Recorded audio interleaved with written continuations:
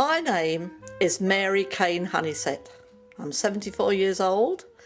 I live in Fulham, South London. And my aim is each year to get a painting accepted for the Royal Academy Summer Exhibition. You live in West London? South West London. All right, I'll do it again. South West London. It's West London. It's called no, it's not. It's called South West London. Who lives here? Me or you?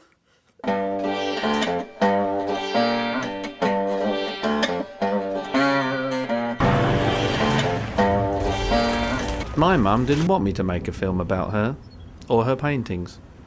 It seemed she had some issues. Don't be silly, I'm not that type of person. I don't know how to do this. I'm not going to do it. But I wanted to know more about her obsession with trying to get her work exhibited at the Royal Academy of Art. She said she would be a boring subject. She said her house was more interesting than she was. So, to appease her, I let her talk about her house, but briefly. The house I live in was built in 1877. My grandparents moved here in 1912. One of Adolf Hitler's bombs blew all the fancy bits off of my railings on June 26, 1944. During the Blitz, when the bombs were dropping, 8 people used to hide under here. 6 adults and 2 children, my brother and I. At least we were more fortunate than the people across the road, because all of those houses over there were knocked down, and they were just like these houses, but now it's a block of flats. I mean, if there'd have been a direct hit, we wouldn't have stood a ghost of a chance. But as luck would have it, there wasn't a direct hit, and we survived. I've lived here for 74 years, and I can't imagine that I'll ever live anywhere else. But talking about her paintings wasn't going to be quite so easy. If I was going to film her, there would be rules. Her rules. If you're doing a documentary on me, saying you've got to say this, you've got to say that, I'm not going to do it. I'm going to be as I am. Put your hands on your hips. This was going to be trickier than I'd expected. I like this better. No, that's very defensive. It's not attractive. You can't see your hips. You can't see it. I just want the angle of your arm. Oh yeah, I see that now, but I know what you fiddle around with when I'm not looking. We started filming. Seeing herself in the TV monitor seemed to both intrigue and confuse her. Now I want to touch that bit of my hair on the other side, but I can't do it. This is where I want to touch. No, I want to touch the other side. Oh, there's a funny bit in my hair there. Do you want to keep your glasses on or take them off? Has it started? Yeah. Oh dear, take them off. Right, now where do I look? There? There? Oh, at you. I want the whole of my head in there. I don't want the flat bit cut off at the top. Now she was starting to direct. She was going to be a difficult subject. My ambition was to go to art school, but I had to leave school at 14 to contribute to the family income. So it was out of the question. But it didn't stop me from drawing at every minute that I had to myself. I started studying art, really, at evening classes, about 1960, I suppose, and did life drawing, still life, on portraits. And then I went to a teacher training college, and art was my main field of study. I enter painting sometimes 1 or 2 or 3 every year for the Academy, for the Royal Academy, along with about 20,000 other people. We all hope that we're going to get our paintings hung. Most of us don't. I'm trying again this year. Whether I'll be lucky or not, I don't know. It really is just a question of luck rather than talent. So if you haven't got any talent, you have to rely on luck.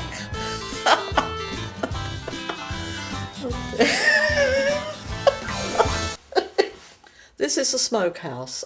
It's where they used to smoke all the fish, kippers and bloaters, and it's gone now, like a lot of other places in Fulham. All this has changed now. If you look from my bathroom window now, it looks completely different. I haven't really got much else to say about that. What do you think of your paintings? What do you mean, what do I think of them? Well, Start again. Stop. That wasn't the question you asked me before, which was easy to answer. That isn't easy. The council, in their wisdom, or whoever did it, they've replaced it. They replaced it with a hideous... The shambles. No, it wasn't the shambles. That's The rumbles. No, Julia would know. The shackles. No, it was like a triangle name. I forget what. 3 points. No. This is a painting of an old whatever it is. Oh dear. It's a place where they used to. Oh, I don't know what it's called. A truck. What is it? I don't know. Anyway, I've always liked to draw. I've drawn right from early childhood, really, long before I ever started to paint. I did my first oil painting soon after getting the box of oil colours for my birthday. I dabbled around for a bit, and then when I felt that I had the feel of them, then I did a little picture. I can't remember what it was now. It was such a long time ago. I mean, 1949. And that's a long time. How many years is that? 53 years ago. So how old were you on your birthday? Which birthday 21. was it? My 21st. That's why I had the box of oil paints from my husband. This is the actual box that my husband bought me when I was 21 in 1949. Gosh. So it's quite old. And it was full of oil paints and brushes. I was so excited. And I started painting in oil straight away, practising, copying pictures and, you know, I've always kept the box. A bit beaten up now, but I had to keep that. This is a view of my backyard. It's wobbling about. The fence has gone and the wheel has gone. I'm sorry, I think the wheel fell to pieces. I wasn't influenced by anybody when I started painting. Nobody. I just, look, I really didn't go to exhibitions. I didn't. It's just that I looked at these bricks across the road and the houses and I thought, I'd like to paint them. I love bricks. I think people ignore them to their peril. Because if you really look at bricks, they are beautiful, especially old ones. The yellow bricks, red bricks and blue bricks from different parts of the country. Staffordshire blues, Leicester reds and London yellows. And sometimes you get them mixed all up on one wall. And then there's these very old, crumbly, rose-coloured bricks that you find. I've lived in Fulham all my life, and I like to paint the buildings that I know aren't going to be there much longer because Fulham is being rebuilt. The old buildings that I like so much are being replaced with soulless edifices. Don't like them. Thoughts on a brick wall. A brick wall can be likened to society. The ones at the bottom are grimy and close to the earth, but keep the ones at the top in their elevated position. Sausage and mash and Queen's Furnishings, all those old signs, they've all gone. It's such a pity because it was a bit of history, reminding us of the past and what things cost. But to a lot of people it was unsightly, and for that reason it's gone. It's a shame. This is Nellie Warner, a florist in Fulham, which again has been, it's no longer a florist, it's nothing, it's just empty, the place now. He was very sad when the shop closed. I don't know what happened, whether the lease ran out or what. Bought our funeral wreaths, wedding bouquets, everything there through the years. This is another place that's been demolished since I painted it. I seem to put the kiss of death on other places. I paint them and then they're pulled down. It was knocked down about 1985, I think. I wouldn't want to paint it now. I mean, looking at that now, I would have no inspiration whatever to paint it. I stood across the road and set up the easel and did it from the street and got lots of interruptions. That's what I don't like about painting on the spot. You get too many people come and talk and you lose the concentration. This is Fulham Football Club. It's been here since the late 1800s, but unfortunately it's another part of old Fulham that they want to pull down and replace with luxury flats. We're hoping there's going to be enough protest about it to stop it happening.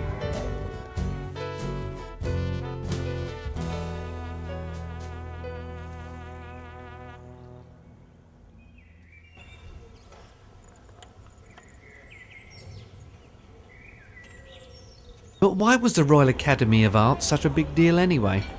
I wanted to find out. Art historian Helen Valentine, who was in charge of the cataloguing project at the Royal Academy, explained.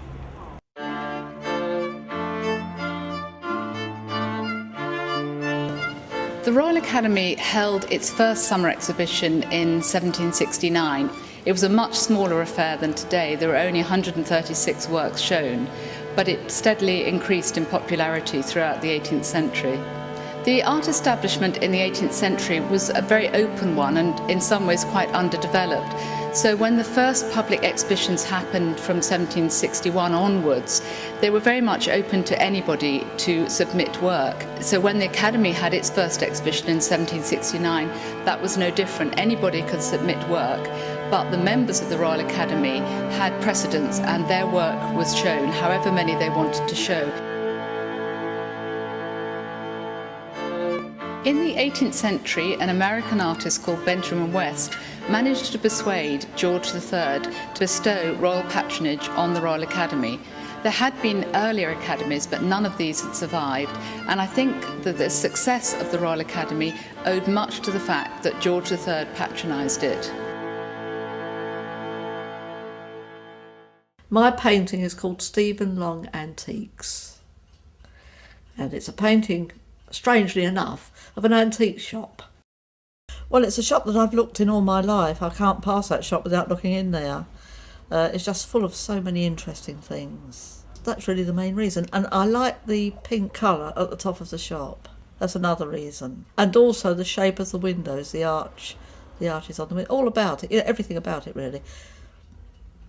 Now, I did a sketch before, I did this watercolour. This is a watercolour sketch, and this is exactly half the size, so I refer to this just to sort of make it quicker to get the proportions right and everything. It's a great help to do a watercolour sketch before doing the oil. I make notes of the colours I need, and then I'll go back and take photographs of detail with telephoto lens, and with the standard lens I can go close in, which I did. I took photographs of the plates with a standard lens because it's impossible to get all those down outside a very busy thoroughfare. Finding a subject and painting it was only half the story. I had no idea how much work was involved before any brush touched the canvas. Well, I stretch my own canvas because then I can buy stretchers to the size of the painting I want to do. I work out exactly how big the painting's going to be, what the dimensions are of the subject I'm painting, the size I need to get what I want. The standard size frames are quite often not right, so I'd prefer to make my own to the size I want them. So I buy the stretchers and the canvas and make them up, and that works very well for me.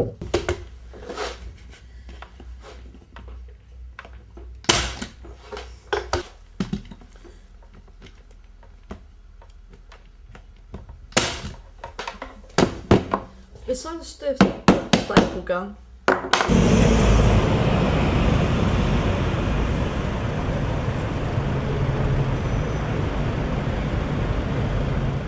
I buy my paints in a little shop in the West End of London.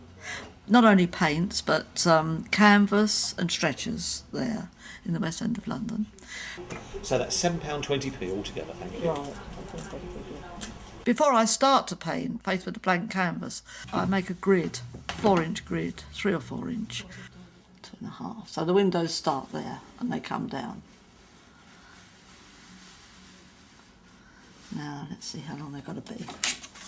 Because I have an eye condition where I haven't got any sight really, only peripheral vision in my right eye. Oh, I can only see a sort of a black thing here and just colours. See how these grid lines help so much. It's going to take me 2 weeks roughly to paint this painting from start to finish. And then I put it away to dry for a few weeks, and then I put retouching varnish on it just before I hand it into the Academy. And then when I get it back, when it's thrown out of the Academy, I put the final varnish on it.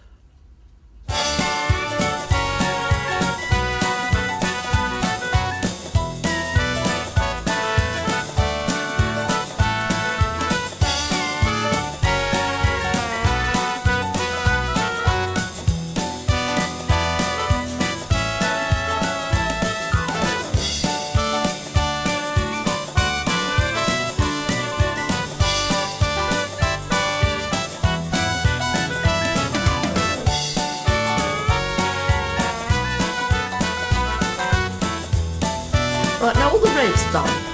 So now I'm going to let the red dry.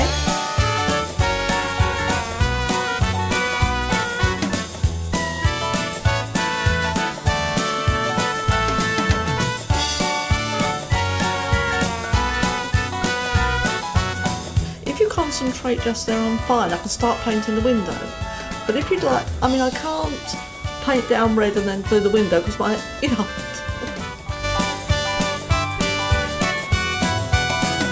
I made myself look like a complete idiot. Yeah, I've done the red.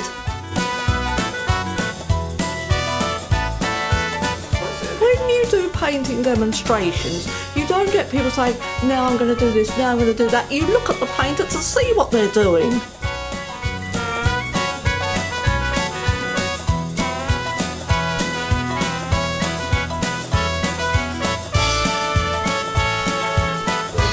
So now you would do the white. Yes.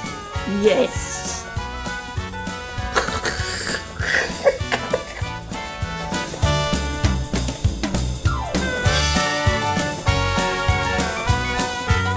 It's what you want. It's not what I want. I haven't got any say in the matter.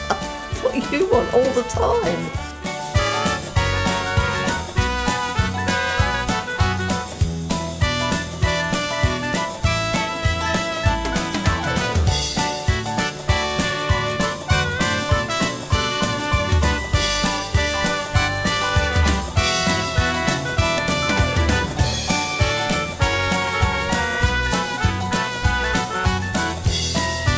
This is what I do.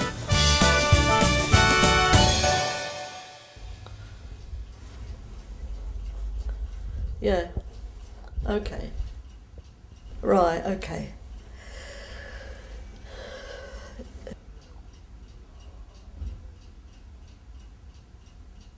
I was curious to know why she left out the hyphen in her last name when she signed her paintings. Well, the reason for that is that many years ago, an artist friend of mine, a woman, said, don't put the hyphen in your name, and then with any luck, you'll be mistaken for a man, and men's paintings are taken far more seriously than women's. I'm talking about 50 years ago, more than that really. And times have changed, thankfully, since then. But I still leave out the hyphen. This is why men are so lucky, men painters, all the men I know who paint. They do so much more work than women painters because they haven't got to go up the road and do the shopping or the ironing or the cleaning or the looking after the children. They just leave that to their wives and they get on with their paintings. It's very unfair, but still, never mind.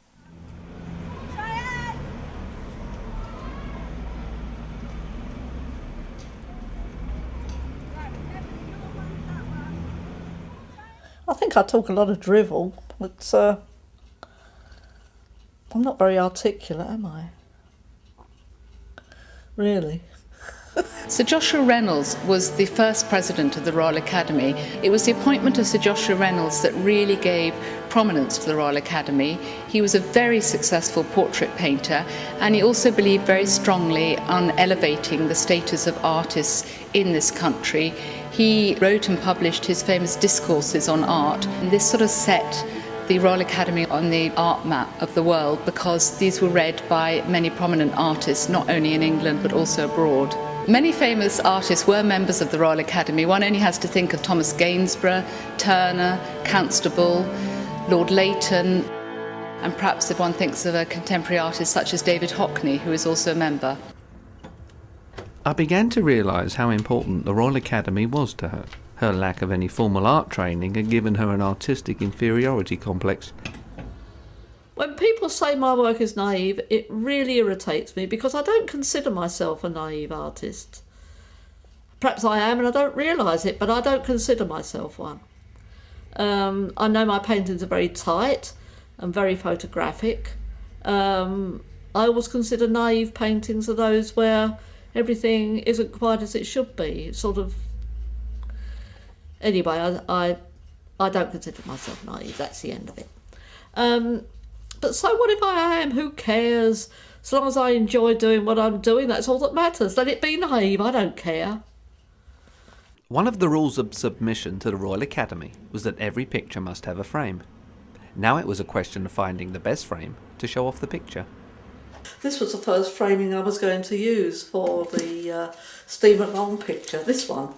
But when I got it home, I thought it was too ornate for the subject matter, so then I tried that one, and when I sawed the pieces, I made a mistake, so I didn't use that one either. So there you go. Her favourite framing shop was miles away. It was a 2-hour trip across London and meant lugging the painting with her on 2 trains and 2 buses just to get there. But that wasn't going to stop her. She was very picky about finding just the right wood frame for her oil painting, and for the Academy, of course.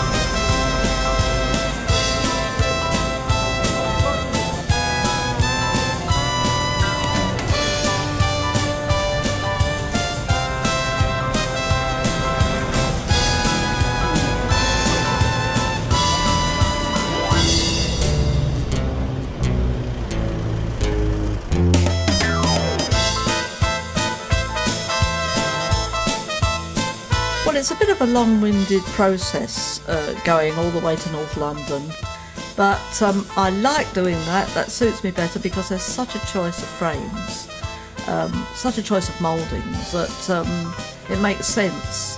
I take the painting with me so that I can match the moulding with the painting, and I'm more likely then to be satisfied with the end result, and that's really why I do it.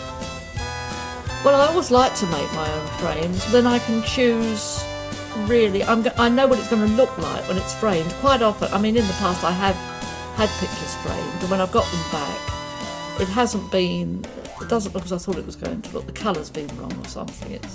So I prefer to make my own.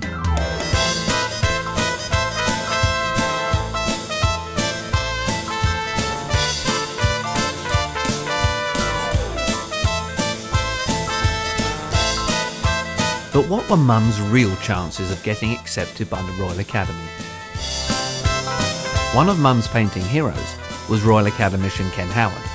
He was also on the hanging committee at this year's summer exhibition. So who better to tell me than the man himself?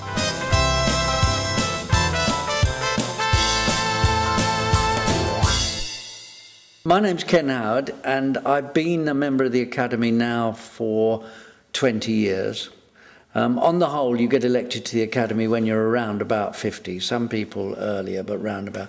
And I showed in the Academy for 32 years before I was made a member, which is quite a long run. I started showing when I was 18, and I was 50 when they decided that they wanted me.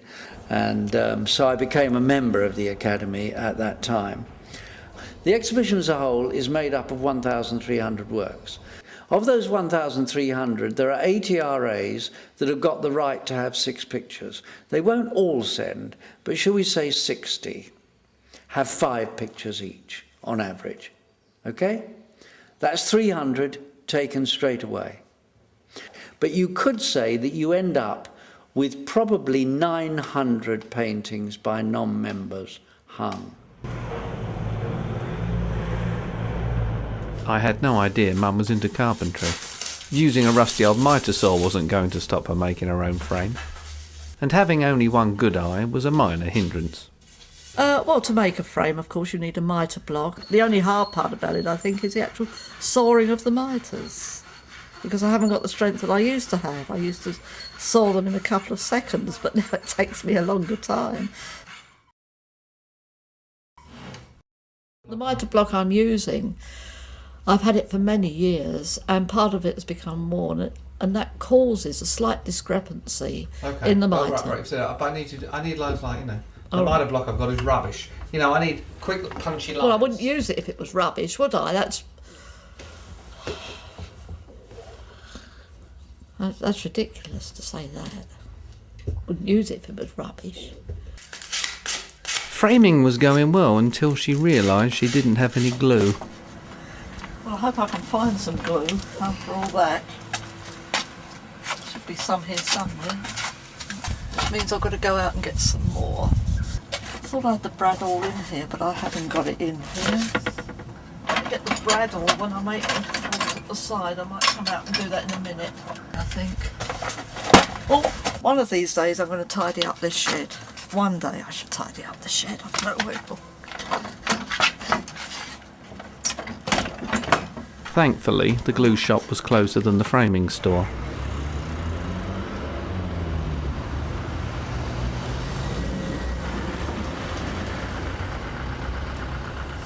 For a small one.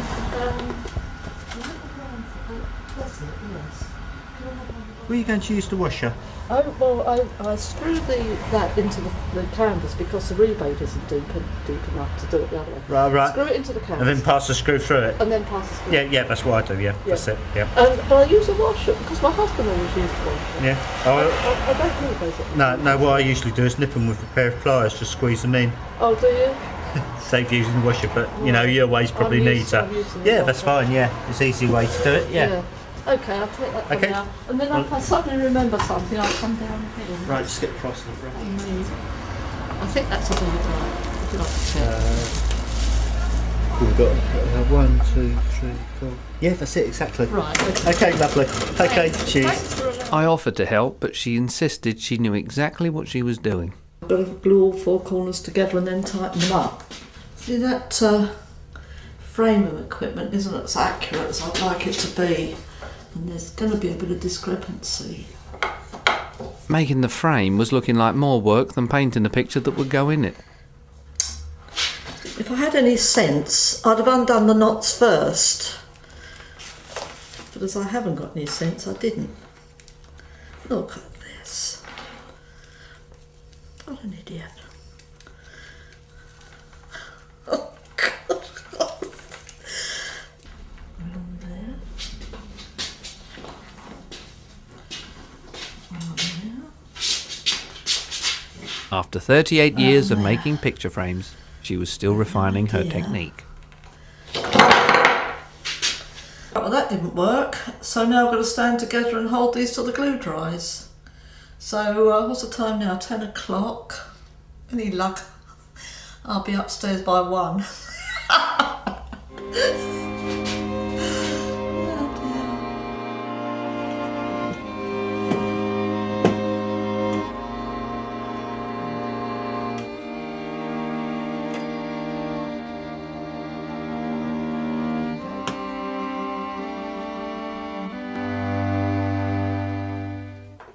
I put these books on here so that the frame doesn't ride up, because one piece rides up and of course that's hopeless. So the only way around it is to put these books on and just hope for the best. And I come down in about an hour to see everything's okay. But those corners will have to be darkened because you can definitely see the line. Next time I'm going to a framer's. It's easier, much easier.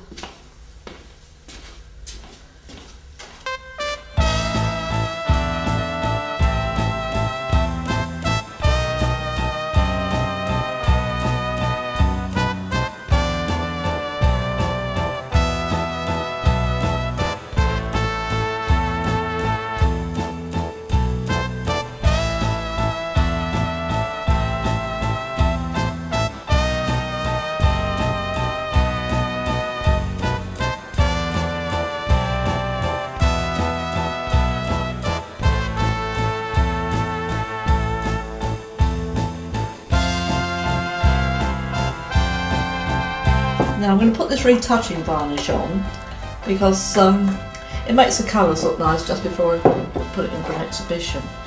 If by any chance it's sold, then I'll have to get in touch with the buyer and go to their house. That's what I've done in the past, and put the final varnish on there. Yeah, you see the way it brings out the colours. They look brighter when you put this stuff on.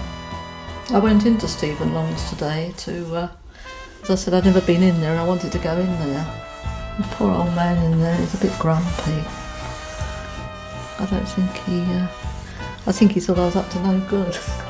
Probably when I take the books off and lift up the frame, it's all going to fall to pieces. That'd be interesting, isn't it?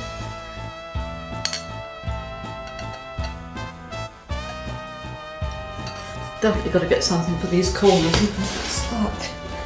They show white with a gap. The truth of the matter was that she made her own frames because she really couldn't afford to have her pictures framed professionally. Not that she'd ever admit it, of course. Can you talk to me while you're doing it?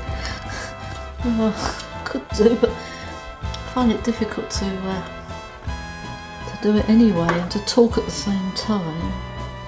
I think I'll just stand here in the exhibition like that, and I think I've done a very good portrait, very lifelike. Hands holding the side. But a lot of people say you do great paintings. No, I don't think they use the word great. They might say nice or pleasant. I don't think that great really can be applied to anything I do, to be perfectly honest. I mean, I'm just an amateur, struggling along. I'm going to put this in the frame now. Oh dear, I think the frame's a bit too big. It's a bit too big, but there's nothing I can do about it now.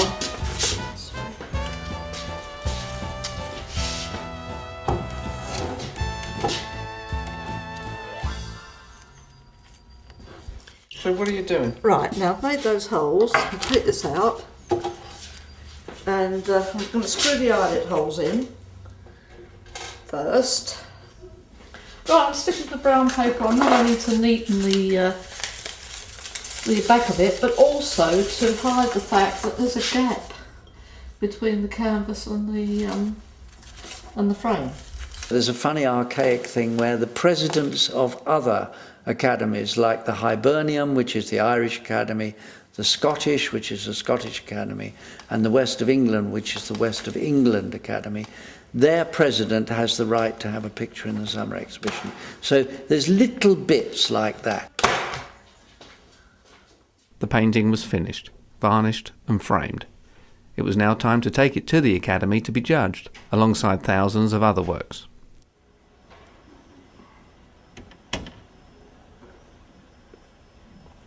So all us hopefuls, we trot along with our pictures every April and hope that we're going to get accepted. You have to pay to have your pictures considered for the exhibition. £18 for every picture. When I first started painting, I think it was 7 and 6, the equivalent of 35p, but now it's £18, you know, everything goes up. So that you can exhibit 3 paintings for that, which is £54. But if you don't get any accepted, you don't get any invitation to attend the exhibition at all while it's on, which I think is a bit mean on the part of the Royal Academy. But that's the way it is.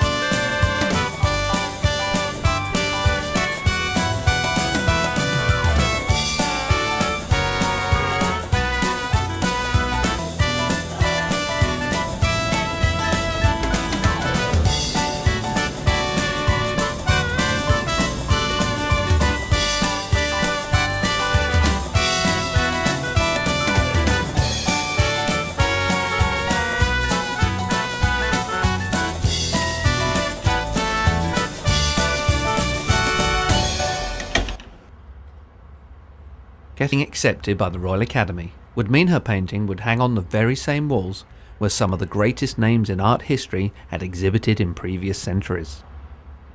Her passion for acceptance seemed well-founded. There was nothing left to do now but wait to hear from the Royal Academy Selection Committee. My grandmother died. Well, started to die while she was winding up her clock.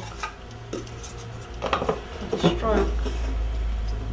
I always think of that whenever I wind up the clock. Well, my aim every year is to get a paint. My aim every year. No, again.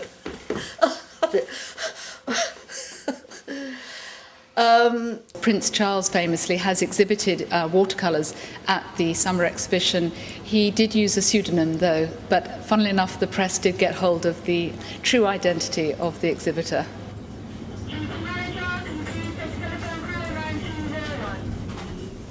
We sell over £2 million worth of work in the summer exhibition, of which the artists give 30% to the Academy. That is the commission.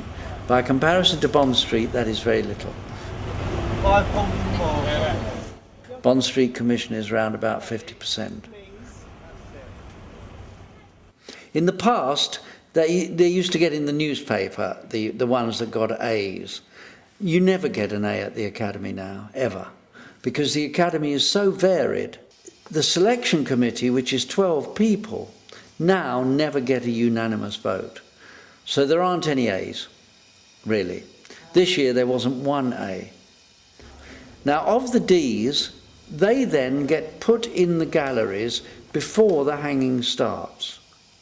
And the hanging committee, as against the selection committee, which is in fact the same group of people, come into the galleries and then go round and select from those D's the things they want to put into their room. It is then their choice. It's no longer a consensus.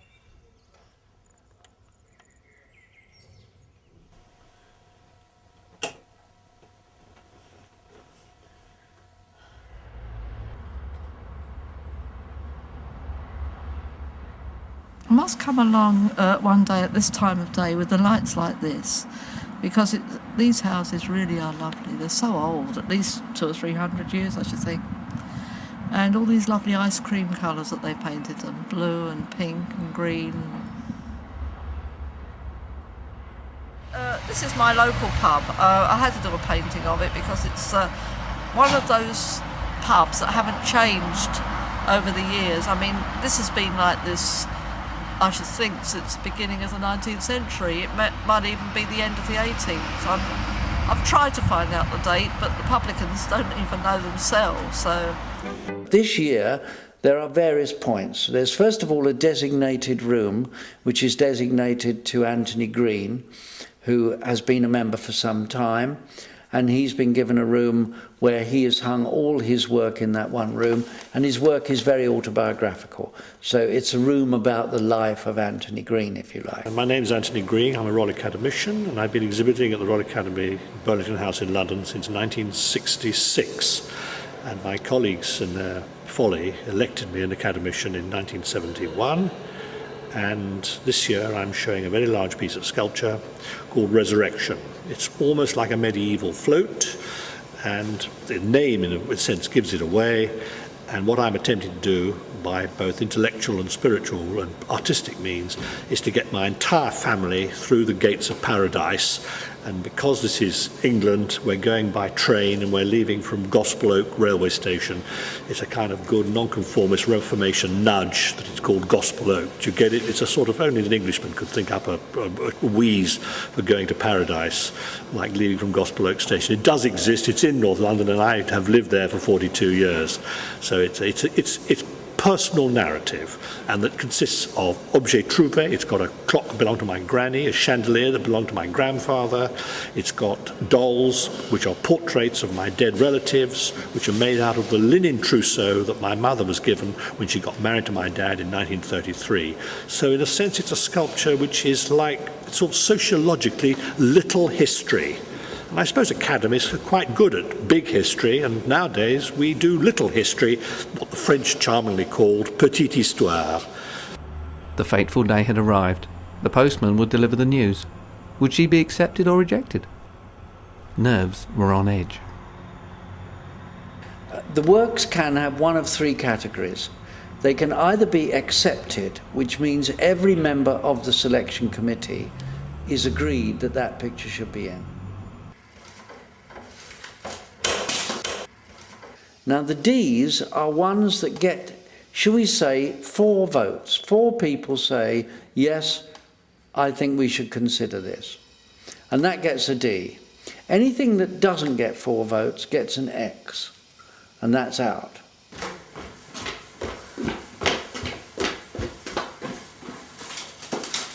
It's here. It's arrived. Great. I hope it's great.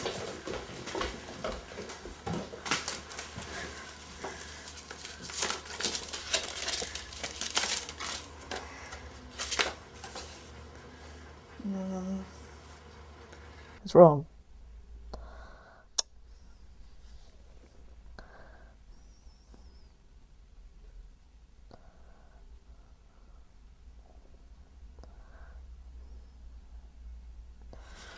Another D, another D.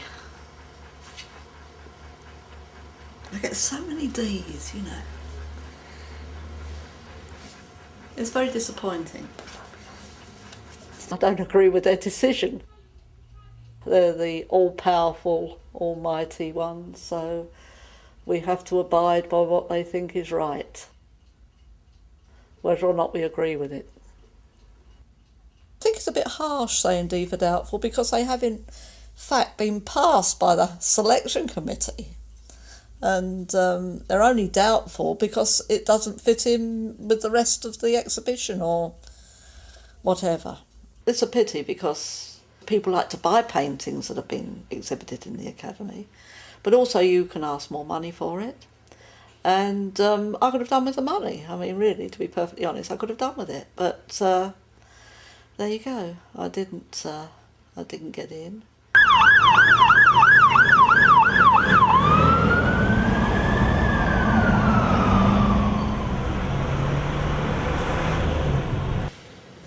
It was press day at the summer exhibition, a first chance for art critics to meet the Royal Academicians who were on the selection committee and who had chosen all the works on show.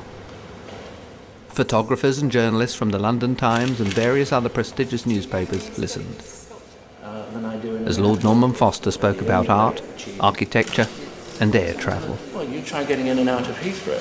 You try getting in and out of, Kennedy. Yeah. Yes. I can't tell you that. It's not been. I love being up high.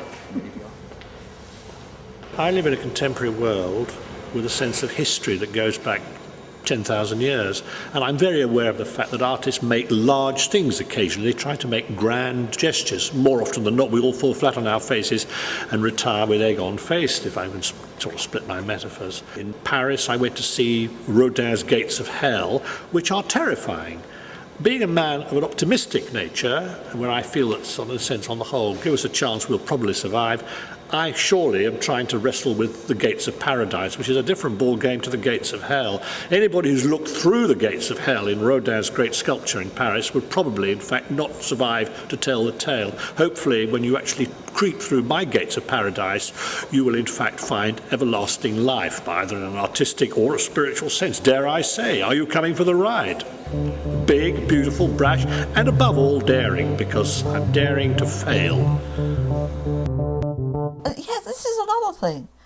The ones that I dislike the most are the ones that win the prizes. I can't understand that. Not for the life of me, I can't understand it. But they win these fantastic amounts of money for doing what I would consider the most inane pieces of art. I mean, I've seen people who go to the exhibition actually laugh. I've seen people laugh at them.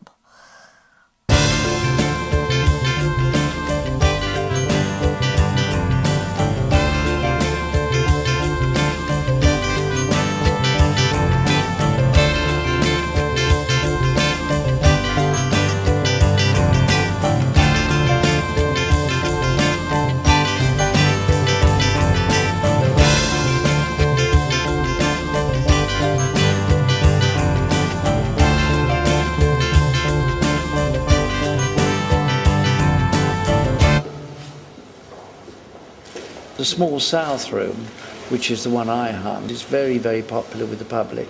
And also it gives an opportunity for a lot of non-members to get their work in, because I hung 215 works in that one room from floor to ceiling, which is what I like to think the summer exhibition is about. It's a small room, and therefore it won't take necessarily big pictures.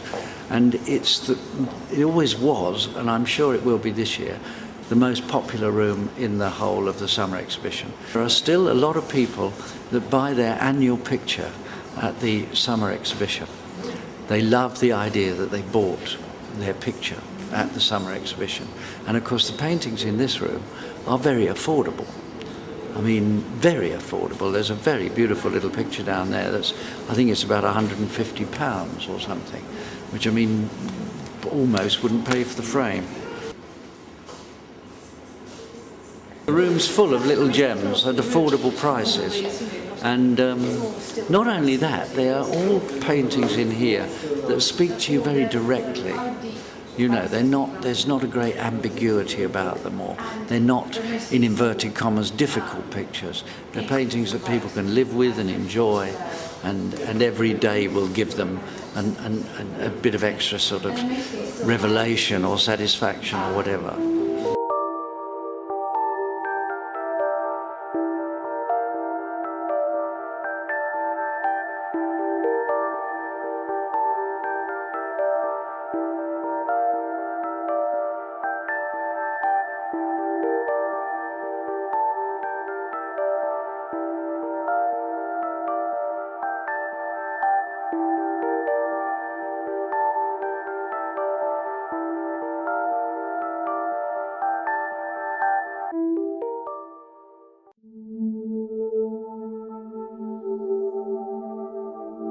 Painters are always fascinated by it. I mean, you're your own best model because you're always there when you want them. They never don't turn up. They never ask for a rest. You're your own best model, really, aren't you? Yeah. I can only tell you that mine, for instance, this year vary from 1,900 up to 30,000. The biggest one I've got in is 30,000. The smallest one I've got in is 1,900. I was inspired to buy that picture, the Ken Howard No Surrender, because of the directness of it, the message it was sending. I thought it was quite powerful. The members do have the right to send 6 pieces in. So this year I've sent this one, which is a medium-sized one, 2 small pictures in the small south room, and then these 2 up here, the one of model in my studio and the one of Venice.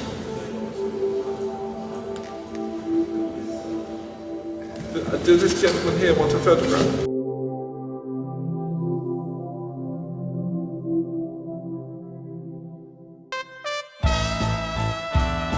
The summer exhibition was now open to the general public. I wondered if she would go and see the paintings that had been chosen over hers.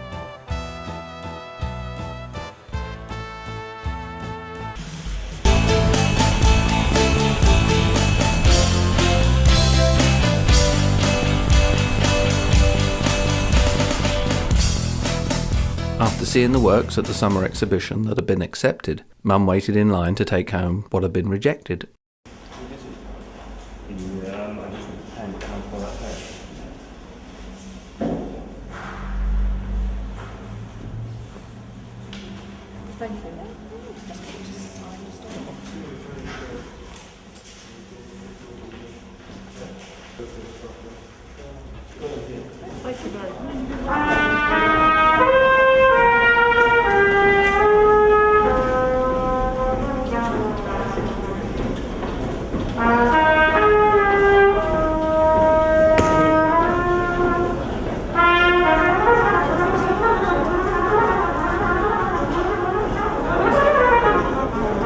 Damn anything. I'm not going to damn things just because it's not my scene. Because that is a very uneducated approach to art. I mean, I hate it. A lot of people hate it. But I'm not going to name conceptual painters that I know, or not. I don't know, but I know of. Like who? I'm not going to name them because, all right then, Damien Hirst with his animals cut in half. The thing is, my painting didn't fit in with the other pictures, and so it wasn't hung. I mean, that's it, end of story.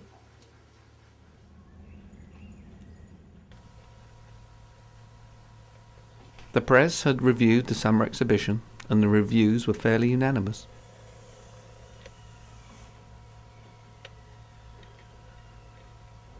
There aren't any other academies that have been around as long as ours.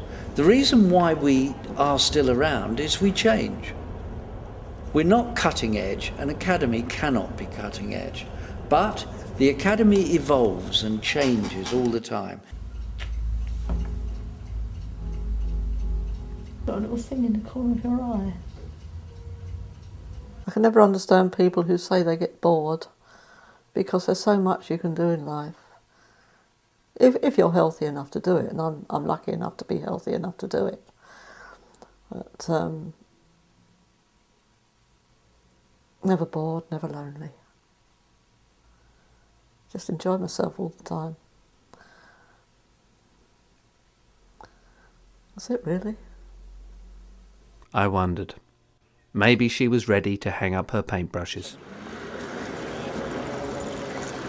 And this is what I'm entering for next year's exhibition. Maybe not. I began filming my mother and her paintings back in 2003.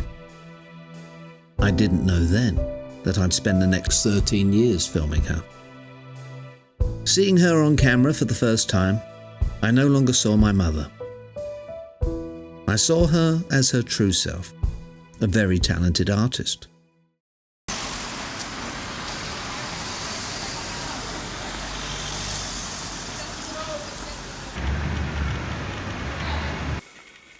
Are you a great painter? Oh my goodness, no, I'm not a great, I'm not even a good painter, come to that. I'm just an amateur struggling along. In fact, I've never really considered myself an artist, more of a recorder, recording Fulham and other places that are going to be no more.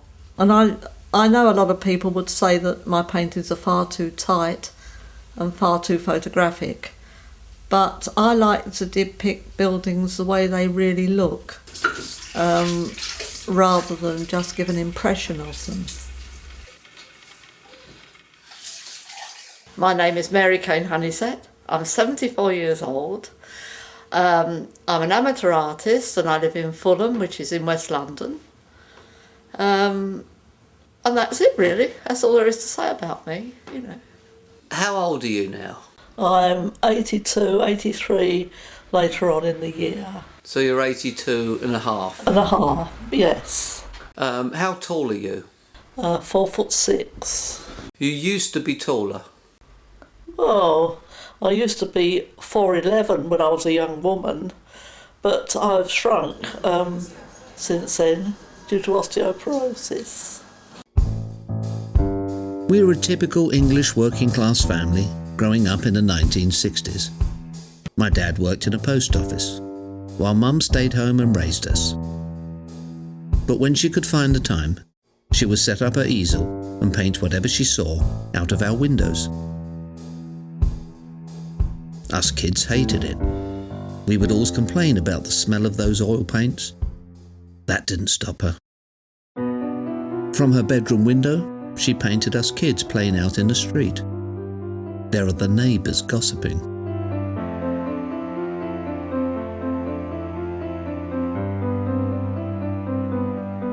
That's the view out of our kitchen window.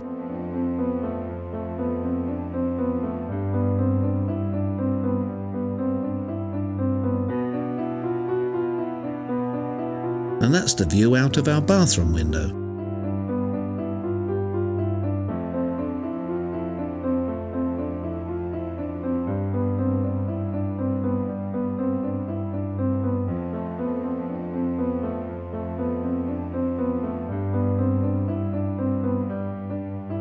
she painted my dad watching the telly. That's our cat Polly asleep on top of it. And on the wall, she even painted her own painting. Her attention to detail was impressive. Then she ventured outside and painted the front of our house. Then she painted the back of our house.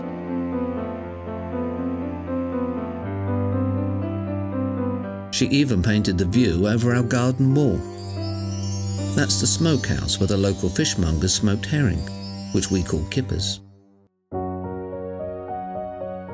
Mary was born in London in 1928. Her father, Albert Morgan, was a bus conductor, and her mother, Florence, was a cleaning lady. It was always my ambition when I left school to go to art college, but because we were quite poor, my father wanted me to leave school as soon as possible, which was when I was 14 in 1949, and so I had to abandon that idea. My father didn't see fit to educate a girl, and I wanted to learn.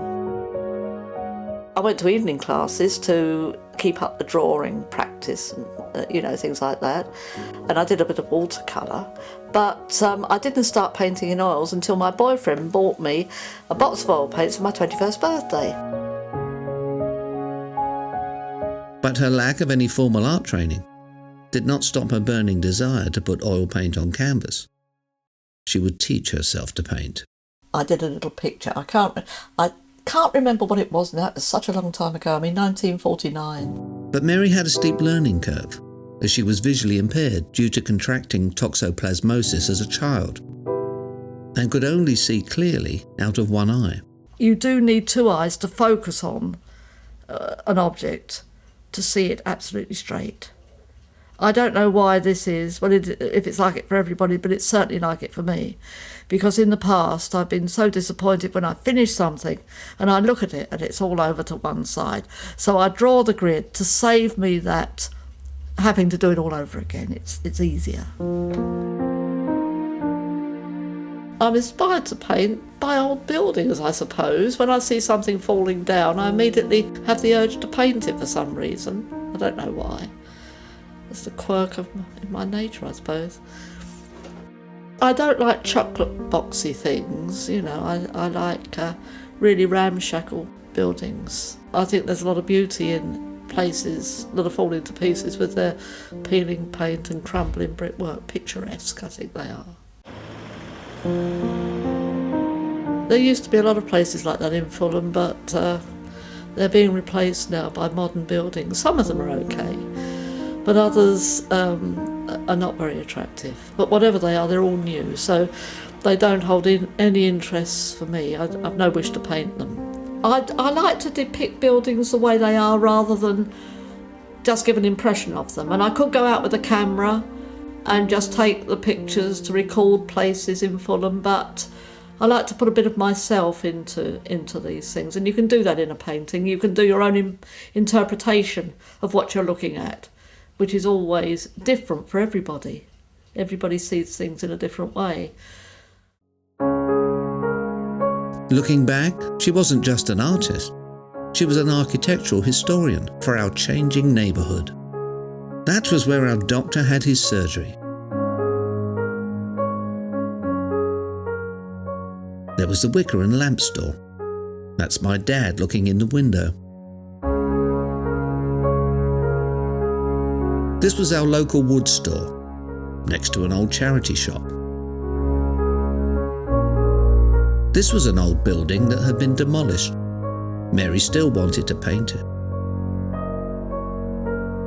This is Nellie Warner, a florist in Fulham.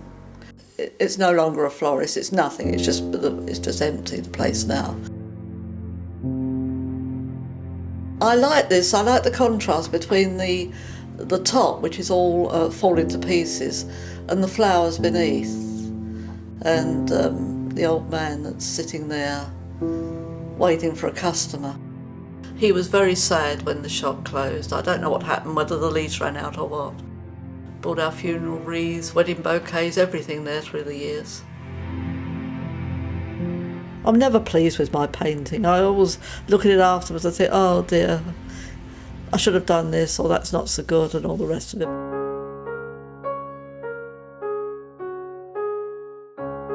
Mum would sit for hours painting what us kids considered boring old buildings. Because buildings are what I like to paint. I mean, that is what I like to do. She would always say that every brick had its own individual identity. Each one was different, just like people. So she would paint each individual brick, one by one.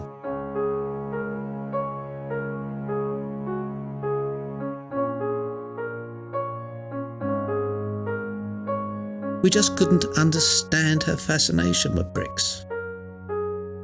But she loved them. Bricks are beautiful. I mean, every one is different from the one next to it. And they've got lovely colours if you look at them. Really beautiful. I love bricks. I think people ignore them to their peril. Because if you really look at bricks, they are beautiful, especially old ones. The yellow bricks, red bricks and blue bricks from different parts of the country. Staffordshire blues, Leicester reds and London yellows. And sometimes you get them mixed all up on one wall. And then there's these very old, crumbly, rose-coloured bricks that you find, especially in places like Hampstead. There's beautiful buildings there. Most people wouldn't have given these structures a second glance, let alone spend weeks painting them. But she saw only beauty in their fading glory, where others might only have seen ugliness. I never sell my Fulham paintings because I want to give those to my children. They are records of how Fulham used to be and how they remember it as children. I have sold other paintings, but not the Fulham ones. I wasn't influenced by anybody when I started painting. Nobody. I really didn't go to exhibitions, and I didn't. It's just that I looked at these bricks across the road and the houses, and I thought I'd like to paint them.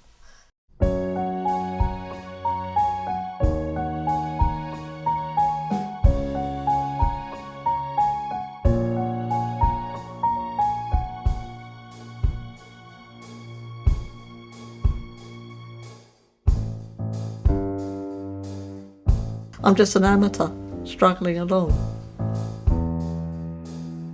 I'm really just a recorder. That's how I consider myself, rather than an artist.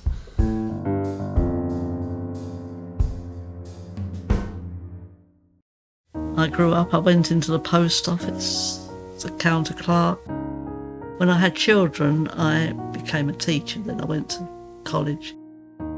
When my youngest child was 6, I went to college for 3 years and trained to be a teacher. It didn't give me a lot of time to paint because the holidays and weekends were all I had left. So that's why I couldn't give as much time to it as I would have liked. And there was a family. I mean, it's cooking and cleaning. This is why men are so lucky, men painters, all the men I know who paint. They do so much more work than women painters because they haven't got to go up there and do the shopping or the ironing or the cleaning or the looking after the children. They just leave that to their wives and they get on with their paintings. It's very unfair, but still, never mind. I had moved to Nashville, Tennessee in 1993, and when Mum came to visit me, she brought her love of bricks across the pond. Stringfellows in Nashville, yes. Now that was a place falling to pieces. Absolutely perfect. When I went to visit my son there, I saw it and I thought, I've got to paint that. But that is another place. It used to be an old car wrecker's place. I don't know what they did there, something to do with automobiles, I don't know. But it was no longer in use, it was just empty. And then somebody bought it up and turned it into a Swiss restaurant. The lovely Nashville building. You see, I think I'm going to have to move to Nashville. I'm going to have to inflict myself on my son because They've got some fantastic buildings there, especially they are rebuilding a lot there too, so probably all the lovely old buildings will go. But this warehouse was very interesting. I love the water with the light, with the reflection in it, so that's what inspired me to do that. Mum had lived alone in our house since my father died from a stroke in 1987. Us 3 kids had moved away. Now the place had a permanent smell of oil paint, whether she was painting or not. But in April 2006, at the age of 78, her world changed forever, when she also suffered a stroke. At first, she was totally paralysed, except for minimal movement in just one finger. She lost the ability to walk. She lost the ability to talk. But slowly, after several months in hospital, and many more months in physical therapy, she started to recover. She learned to talk again. She learned to walk again. Well, for about a week after the stroke, I couldn't say the words I wanted to say. They wouldn't come out right. Then, after a while, I got better and I could say the words. Some people, if they have a clot on their right side of their brain, that affects their speech. Aphasia goes on perhaps all their life, and they can never say the words they want to say, so I was lucky. But while she had done well to get back on her feet again, she was no longer her old self. Mary could no longer paint. The stroke had left her with tremors in her hands. It was impossible for her to paint with the same intricate detail that was a feature of all her paintings. From little cups and saucers in shop windows, to books and dresses in thrift stores.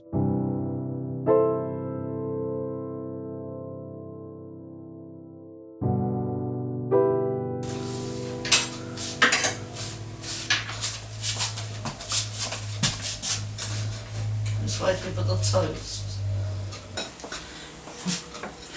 Could you put some butter on that?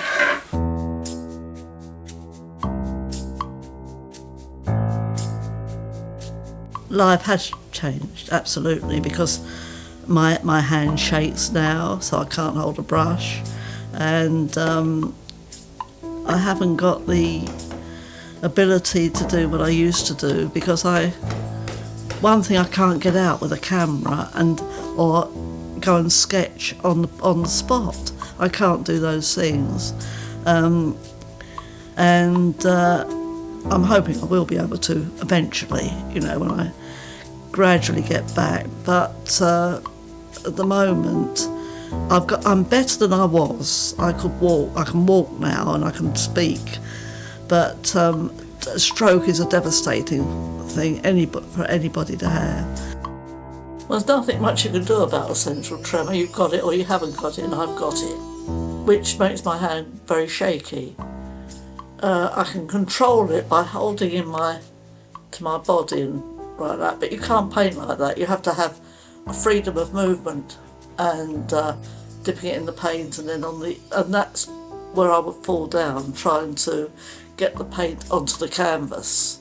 I mean, I could try again, but I have tried so much in the past and failed, so I can't do what I used to do. So I'd rather not do any of it,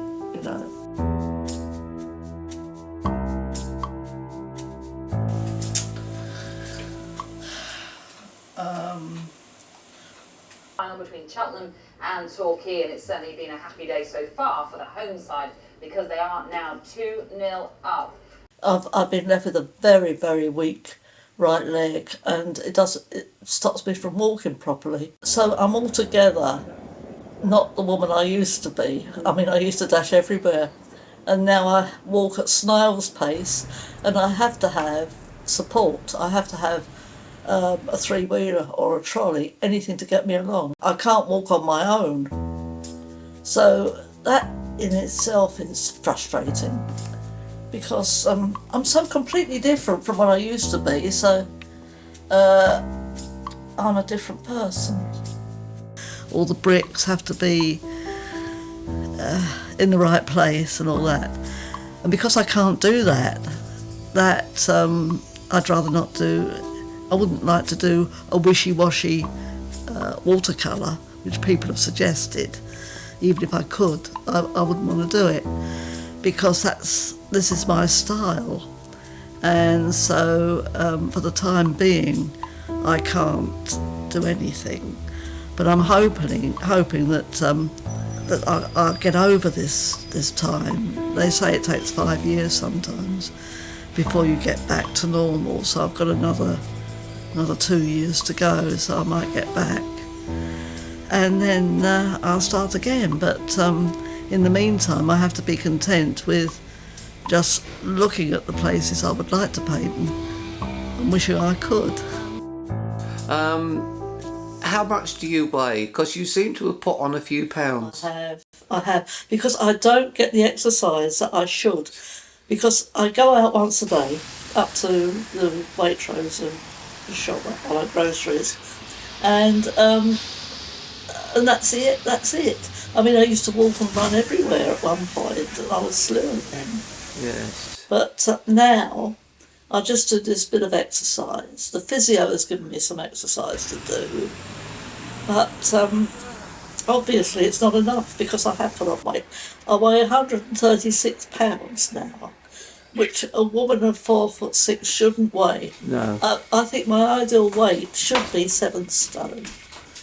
What is that in pounds? 14 by 7.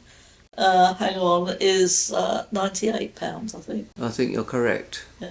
Yeah, so you're about 38 pounds overweight. That's right, yeah. Yes. So helped. no, but you're still living in your house. Yep, and I still look after myself. My daughter comes over and cleans up for me, I say once a week. Yeah. And but I do everything else myself. I even do ironing myself. And I put the wash on and all that. You've got a new cat now. I've got a new cat called Pixie, yes. So Pink is gone. Yeah, she died just before I had the stroke, which she was very old, so it was just as well she died. Yeah. Before I went into hospital, because nobody would have looked after her. So now you've got Pixie. I've got Pixie. So we're going to try and get you to paint again. Yeah, I'll try, just for your sake. Aren't you going to paint for your sake? Yeah, but mainly for your sake. No, you're painting for your sake because you want to paint again. You can't be bothered to try because you've got a tremor. But I haven't even seen you hold a brush yet. I've seen you hold other things and shake and wobble, but a paintbrush is very light. That's true. I'll give it a go, and you can see the finished result. Okay. It'll probably make you laugh, but... Let's see. Let's see if it turns out to be a Mary Cane-Honeysett or a Jackson Pollock. Yes, could be either. In 1966, I joined the Fulham artists group that met at a local school, and I learned to do still life, portraits, all those things, and got a good grounding in painting. And then it was from there I decided to experiment in painting buildings. I never learned how to paint buildings, but doing that other work, the still life and the portraits, gave me the tools and everything to paint other things. So I painted buildings.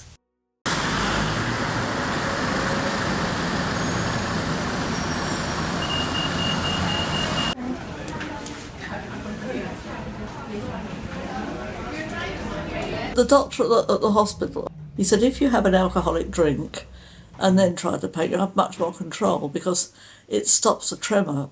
Well, it doesn't stop it altogether, but it lessens it. So The trouble is, if you drink in the evening, I couldn't possibly drink during the day. I don't really drink at all. But if you drink in the evening, it's too dark, especially this weather, to paint. But I could do it in the summer, I suppose, but not in the artificial light. Right, what are you drinking? It's called Malvic or something. Malbrett. It doesn't matter what I'm drinking, is it, Malbrett? As long as it's a bit intoxicating. Oh. What do you think? How people could drink this stuff and enjoy it. I'll see what my drawing is like. Right. We'll go to... When was the last time you painted? 2006. Difficult to draw a straight line. Goes all over the place. Now that is a square. I'll put some windows in it. Oh dear, that's a bit small, isn't it? It's not like the brick walls I used to do with a little bit of mortar. What do you think? What did I think of that? Yeah. Load of old rubbish, isn't it?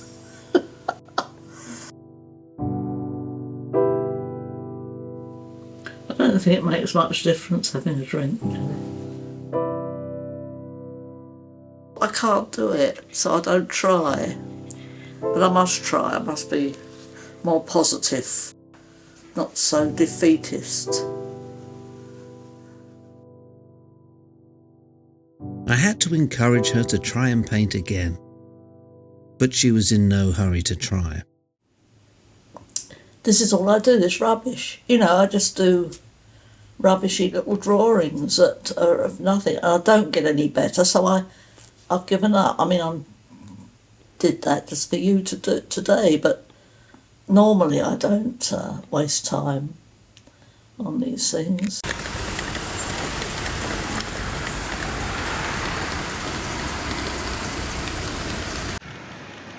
I'm hoping to be making some sort of a painting here. I don't know what the results are going to be. Not very good, I don't think. But anyway, it's grand to be sitting in front of an easel again with a canvas waiting to be painted on. So what are you going to do before you start painting? I'm going to put my apron on first. All right, put your apron on. Okay. Probably mess it up, this apron.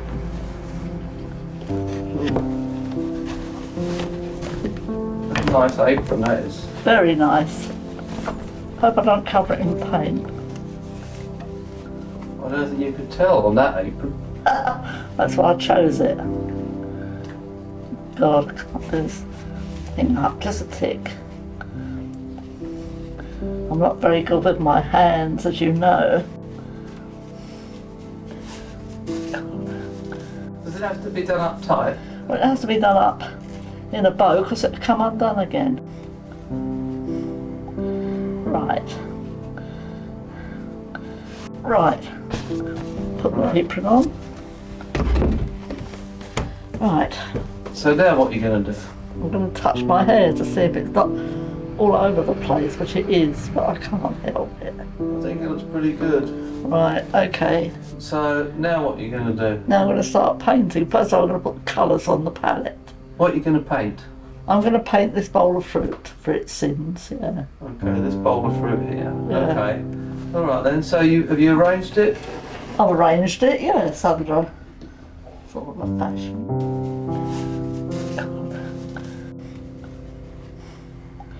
Right.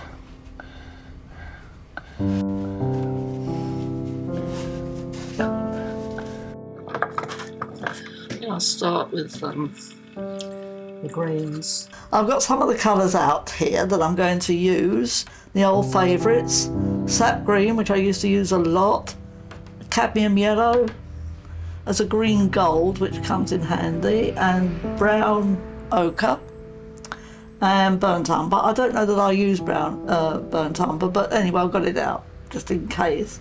And this sort of a yellowy colour. This is a much more expensive make, which I used to use occasionally, but I might not use it, I might. I'm going to have a look in here, see what's in here. Might be something else. It'd be better if I stood up, actually. Go on then.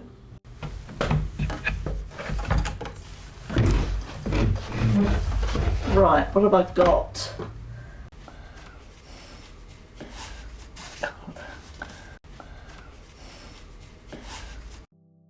I'm not going to put a lot out for now because I'm going to see how I get on with it. You know.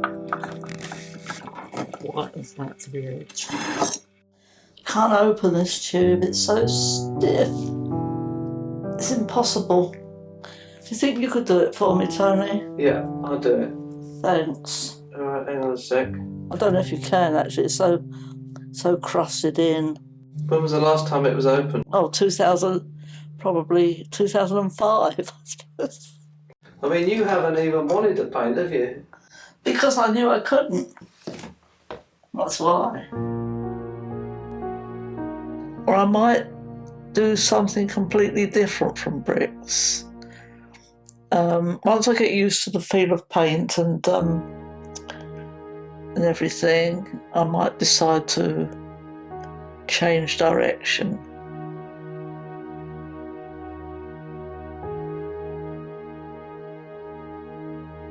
I might change to really rough painting. That'd be a good idea, wouldn't it? Really rough painting.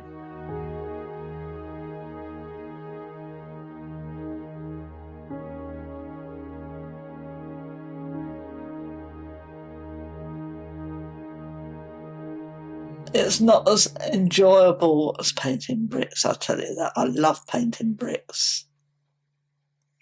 I mean, let's be honest, you've never painted a bowl of fruit in your life? Never. Well, if I could paint properly, it'd be lovely, but this frustration of my inability to hold the brush properly is rather soul-destroying, to be honest. I want to get one of those things that, you know, you can hold your hand still. You know, what the old master, well, even people use them today, don't they? There's a sort of stick with a thing on the end. And that would help me a lot. So perhaps I'll go up there and get one. I don't know what they're called even.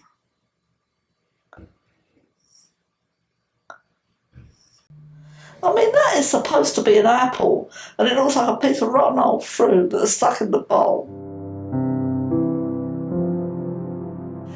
Right, I'm going to call this a day now because I can't do what I want to do.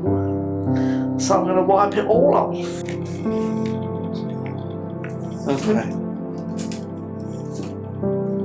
Okay, don't drop it. No, I'll try not to.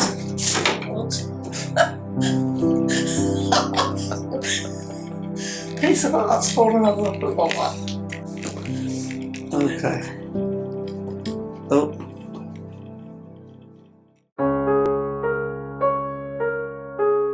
You know, it's all hit and miss at the moment, but hopefully in the future I shall be getting better.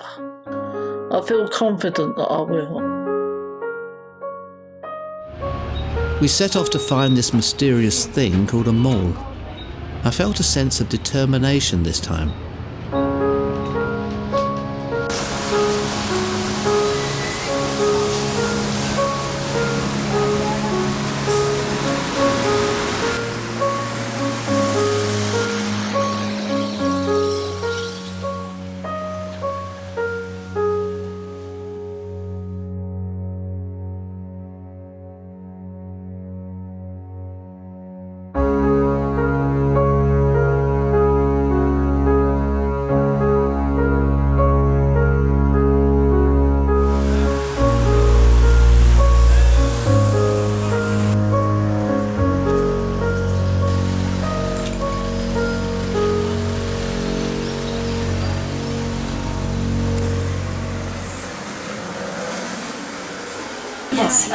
That's a little one. Yeah, it's actually fixed to the canvas, you don't have anything like that. Fixed to the canvas, on the side would be easier. Yes, totally. Yes, we've got Thursday, so it's still days. I mean, Friday. Just today, it is Friday. All right. I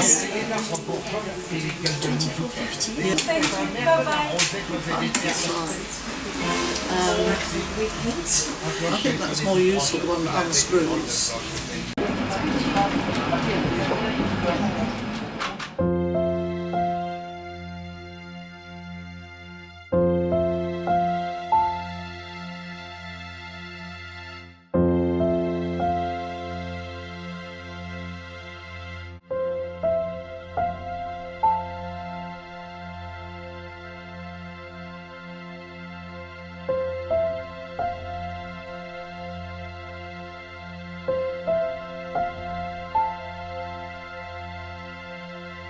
Brick walls are like this if you look at old brick walls, so I'm not too upset that it's not very nice.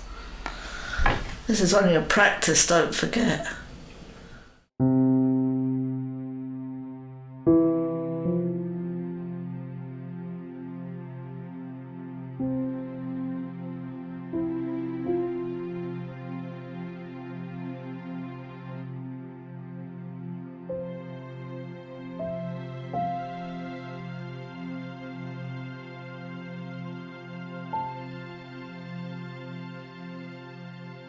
I mean, it's not that tiny bricks I used to do, but perhaps the more I use them all, who knows, I might be able to go back to that style of painting, which I hope. That's what I hope.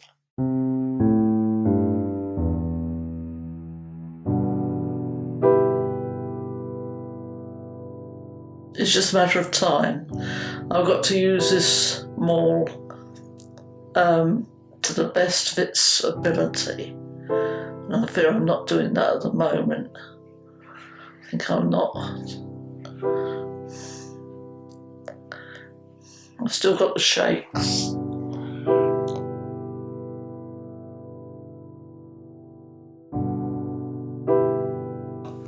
You haven't painted now for 6 years. Yeah.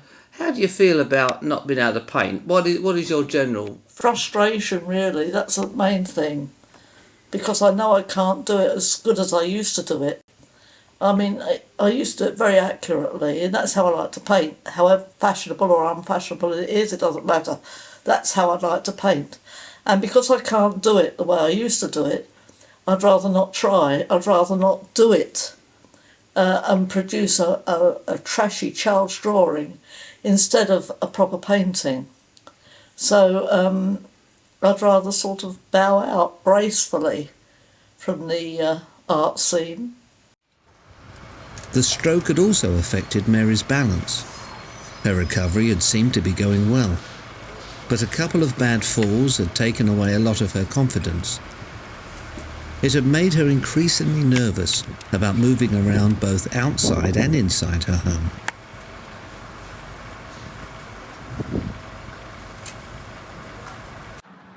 This was made worse when she suffered a TIA, a mini-stroke in 2012. Her days of dashing around London were over. In fact, her days living alone in a 3-storey terraced house were also becoming increasingly problematic. Stairs especially became an obstacle. She couldn't even get down to her little garden. The effort to get there was simply too arduous. It was time to do the unthinkable, sell the house she'd lived in all her life, and move into something, somewhere, more manageable. Her emotional attachment to the house was much greater than I'd ever realised. Mary's parents and grandparents had all lived in the house.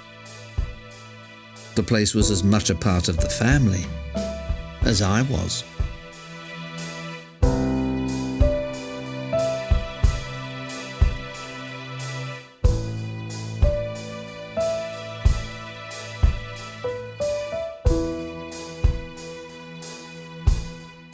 The house I live in was built in 1877. My grandparents moved here in 1912, so as I say, I've lived here for 74 years, and I can't imagine that I'll ever live anywhere else. As a child, Mary had lived through the Blitz of World War II when Nazi bombs destroyed many homes, killing thousands of Londoners. This is what Hitler did to my house on June 26, 1944, when a bomb hit across the road and the blast blew our windows out, took the doors off of the hinges and made general chaos in the house, as you can imagine. It took a long time to clear up. And even though it was 59 years ago, it is 59, isn't it? Yeah, 59 years ago, we've never been able to replace these little fancy bits at the top. So they've stayed like it. Right, during the Blitz, when the bombs were dropping, 8 people used to hide under here. 6 adults and 2 children, my brother and I. I mean, if there'd have been a direct hit, we wouldn't have stood a ghost of a chance. But as luck would have it, there wasn't a direct hit and we survived.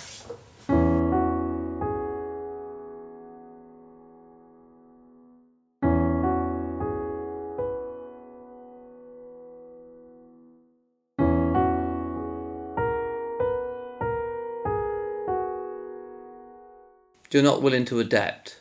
No, I'm certainly not going to do things that have been suggested to me, doing modern art where it's all hit and miss, where you do a lot of patterns.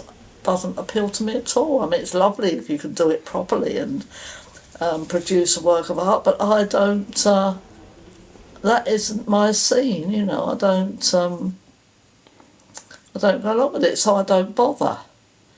I live my life, I'm quite happy, I don't have to, I mean, I'm frustrated about the painting, and also I'm frustrated about not doing anything.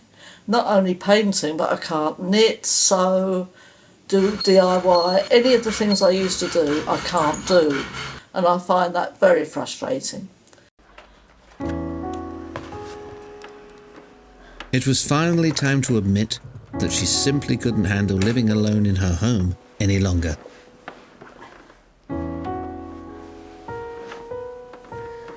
Putting this pillow down. I've got to sell the house because I cannot manage here. I'm waiting for an operation on my knee. I put it off because I've got so much going on. And I've got back trouble. I've got a lot of pain here and there, you know, really. And so I can't manage this house. There are so many stairs going down to the basement and upstairs to the bedroom, and even go to the loo I have to go upstairs.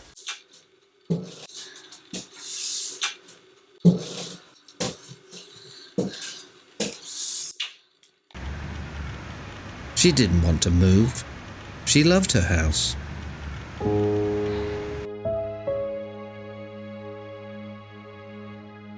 I'd like you to come and see it, even if you don't want it. It's really lovely. I paid £1,500 for it, and I don't want anything for it. I bought it just, 3 years ago. Oh my goodness. Yeah, and you can't take it with you. No, it's too big for the house.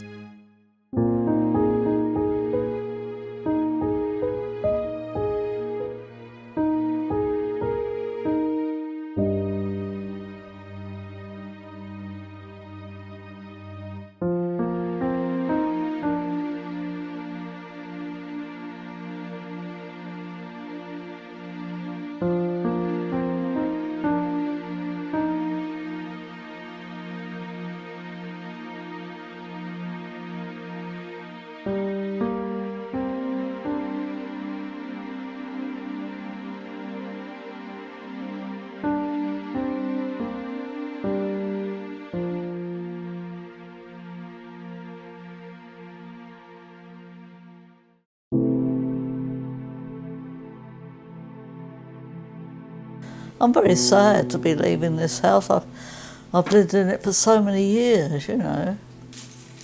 The actual process of moving is very, very painful. It's like a bereavement, really. You know, when you lose somebody, you can't bear it in the beginning, and then gradually you come to terms with it. And that's what I'll be doing here. It's very hard to leave a place when you've been here so long. But I haven't got a choice because I've become disabled. I can't get around as I used to.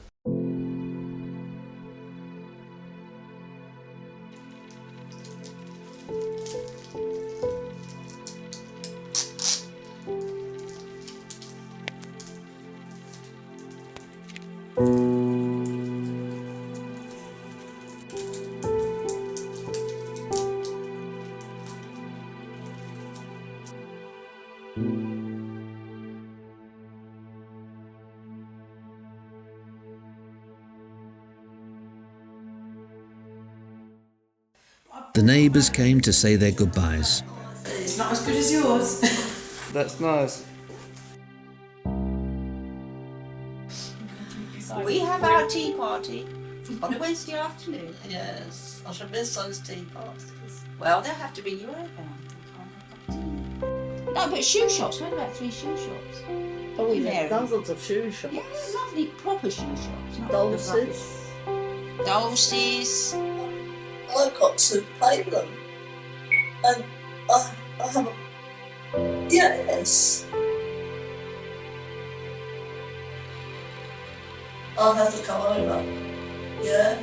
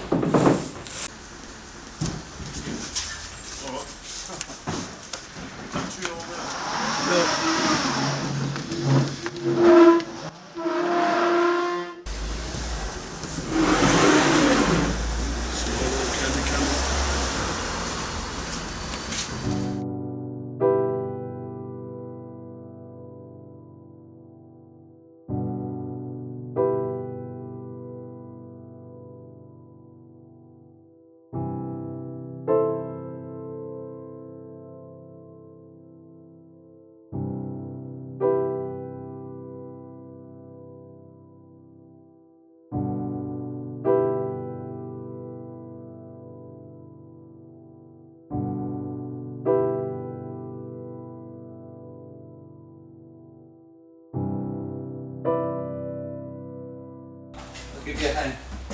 I'll need my hand. I'll give you a hand. Oh, sorry, Tony. Go ahead. Go ahead, help us. Amazing's all undone. I don't know where my I'll put one in the car. Oh, did you? Yeah. Goodbye, son. Selling the house seemed far more distressing to her than not being able to paint. It was time to leave her home. Forever. My brother and I transported her paintings safely. They were her babies.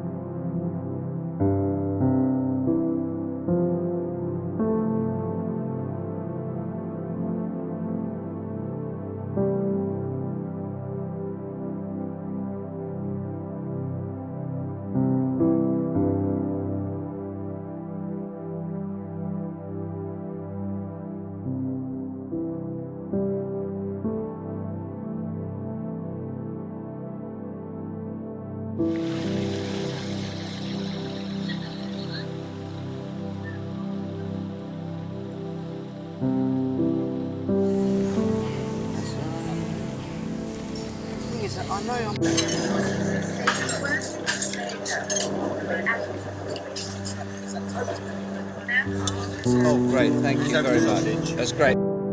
Selling her house in Fulham, where she'd lived all her life, was very hard for Mum emotionally.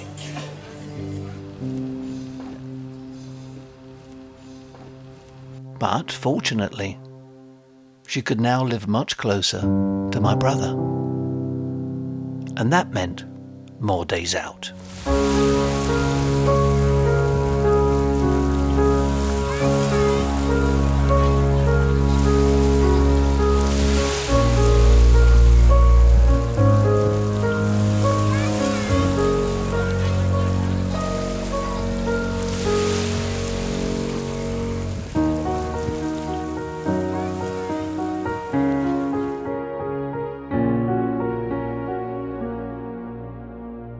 This is my new house. I've been living here for almost 2 years. It was a bit of a wrench leaving Fulham, but I'm getting used to it. It's much nicer here. I'm all on a level. I've got no steps except going up to bed, and I've got a stair lift, so I don't need to worry about that. So I'm very fortunate to have found this place. I planned to buy a Quingo, which I did buy it, but it didn't work out as I planned because I've got a bad shoulder and I couldn't reach the other side to turn it. So that sort of stopped me using it. It would have been a good way of showing my dependence by going out on my own, down to the shops. But then if I got off the Quingo, I can't walk without holding on to something.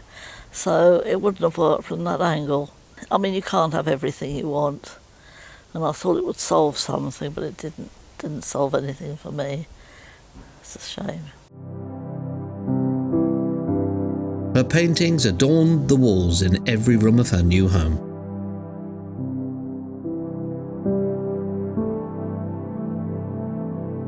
She finally had the garden she'd always wanted. But I knew she'd long to be back in her old home in Fulham.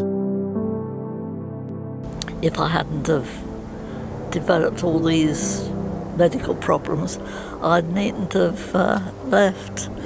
But I did, so I had to leave and move to a more, well, what can I say? A more acceptable place, and this place is acceptable. This stroke left me with a lot of disabilities. The most upsetting of all is not being able to paint, because my hands shake now and I can't hold the brush properly. I see places that are calling out to be painted in the way that I used to paint. And I captured a lot of things in Fulham. All the places that I've painted there have now don't exist. But I do get frustrated at not being able to paint, because that was my whole life. It's all I ever did. But anyway, some people are far worse off than me. I mustn't complain. At least I can see, and I can hear with a hearing aid. And that's about it, really. This is my new life, going forward, not looking back. I mustn't look back, just forward. Leaving Fulham for the last time, I decided to look around my old neighbourhood and see which of the old buildings Mum had painted over the years was still standing.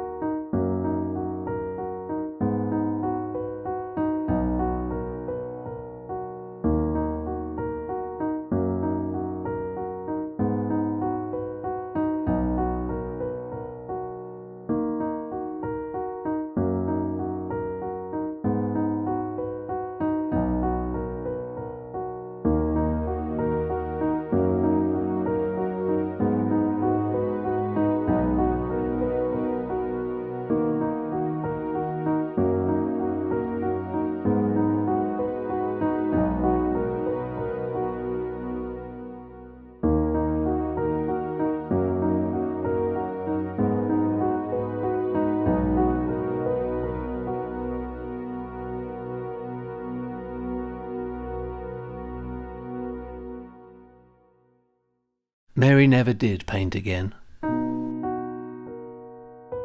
But she created a legacy with an impressive body of work.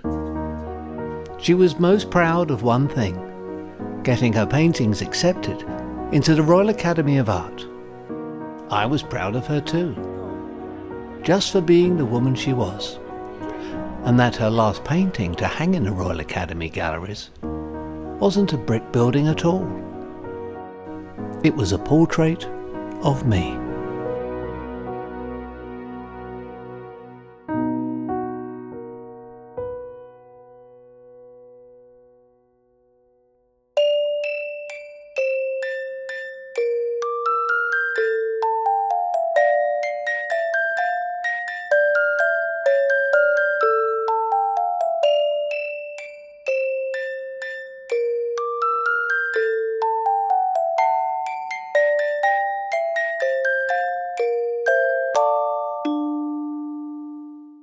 For more information on Mary and her paintings, visit marycanehoneysett.com.